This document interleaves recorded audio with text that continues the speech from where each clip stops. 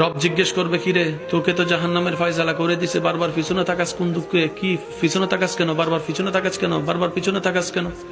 সে বান্দা বলবে, আল্লাহ, দুনিয়াতে আলেম ওলামার মুখে শুনেছি তোমার নাম নাকি একটা রহমান আছে, একটা নাম রহিম আছে, একটা নাম গাফফার আছে, কত হুজুর আলেমের মুখে শুনেছি তুমি নাকি বড় বড় গুনাহগারকেও মাফ করে দিছো। বান্দা, তোর চাচাই তোকে জ্বালাচ্ছে, তোর জেডাই তোকে চালাচ্ছে, তোর বড় ভাই তোকে জ্বালাচ্ছে, ফাজকুরুনি, আমাকে একবার স্মরণ কর, আমাকে একবার স্মরণ কর, আমাকে একবার স্মরণ কর।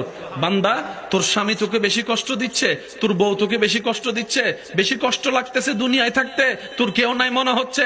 আরে বান্দা, কেউ নাই মনে করছিস কেন? আমি আল্লাহ আছি না তোর? আমি আল্লাহ আছি না? আমি আল্লাহ আছি না? নাহনু আকরাব বলেছি না? আমি আল্লাহ আছি তো। ফাজকুরুনি, একবার স্মরণ কর না আমাকে, একবার স্মরণ কর না আমাকে, একবার স্মরণ কর না আমাকে।